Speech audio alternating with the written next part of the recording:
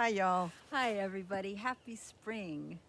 We just thought we'd just jump online today and just say, sort of check in, just see how your opening of spring is going. I know that sort of in our culture, in the Western culture, this is considered to not quite be spring yet. Spring equinox is considered to be the beginning of spring. But in Chinese medicine, I know that the equinox is more like the peak of spring. That's March 20 this year. That's right. Yeah. So we've just been noticing some stuff about spring, so we thought we'd come on and just talk about it a little bit. Oh, and it's so nice to be outside. It's warm enough. It's been so cold. Well, compared to some places in the country, it's just been slightly below freezing. But today we can stand out in the fresh air, and it's lovely. Yeah, I mean, I can already see signs of spring here. We're in Weaverville, which is in the foothills of Mount Shasta in northern California, and there's these little irises are already sticking their heads up out of the ground, so it can really have a sense of this spring energy happening. Beginning to happen. And it's a mix. It's a mixed kind of energy. That's what I feel. It's like there's this new push coming for, like, oh yeah, now's the time, and now I'm going to do it. And I feel such fatigue. Part of it is hard. How am I going to do it? How am I going to do everything that's in my mind? Yeah, I've been noticing a lot of resistance in myself too, that there's a sense of pressure and like you said, fatigue. And I think that actually that is very seasonal. It helps me to remember the context of the things that I've learned through my own Qigong practice and so forth, which is, that this is a time when, even though in Western culture it's all about love. Tiptoe through the two loves. Yeah, like, kind of young love, butterflies, that kind of thing. Or old love even. Or old love.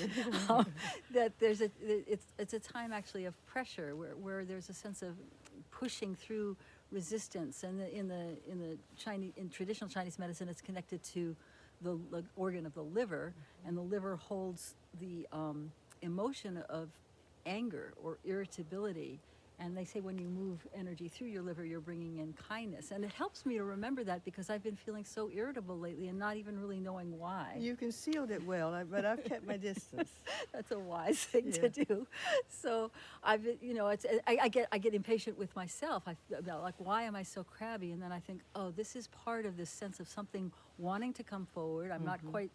it's beginning to formulate it as I've been thinking about this workshop I'm going to be teaching on March 20th. It's sort of like there's something being birthed.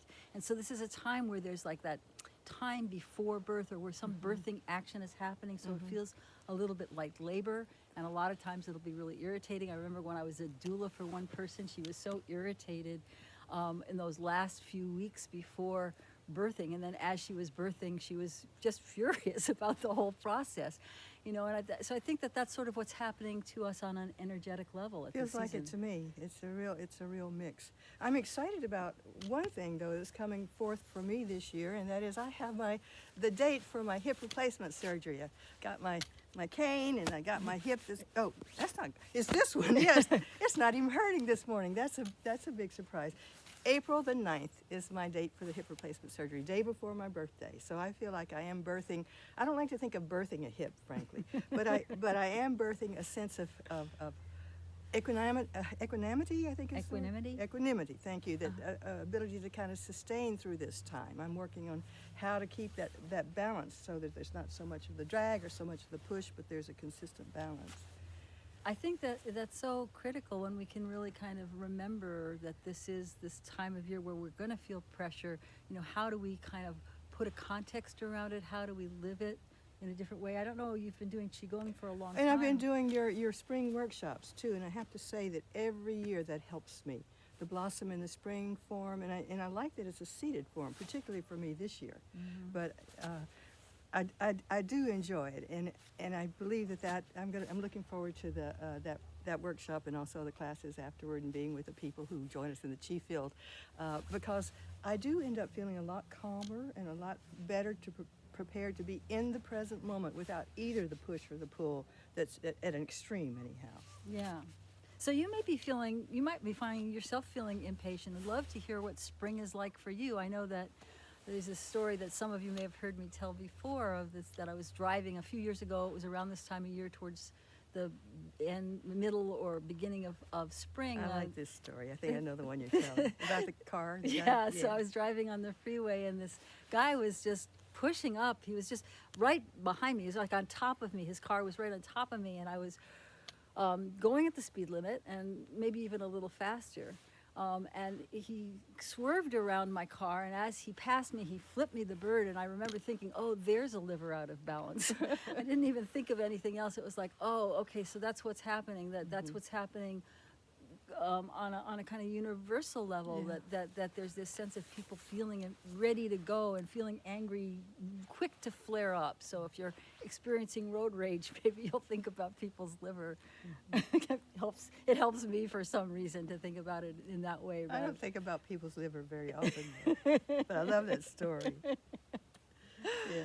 So I think about my liver. yeah. Yeah, if I'm feeling like that sense of just, I can't even describe it, but it's like I'll remember that, and I remember the form and do the qigong to just immediately begin to calm it down, because they don't have to stay like that. It doesn't help.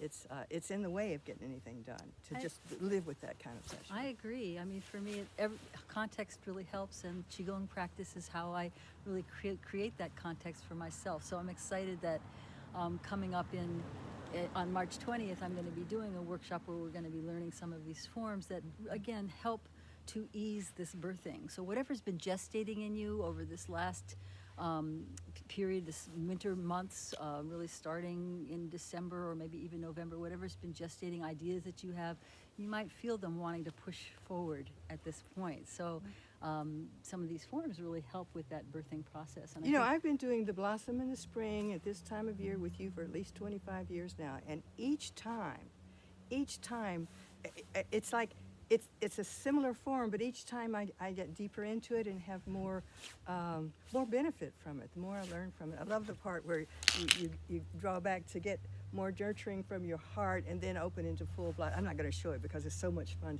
you open into full blossom.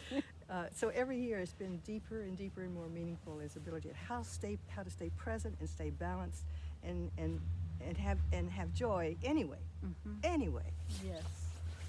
So check in with us. Tell us, how is your spring going? We'd love to hear from you. Please put comments below. Yes. And tell us what's going on for you. All right. See you next time. Bye for now. Till next time. Be well and let the chi flow. Bye-bye.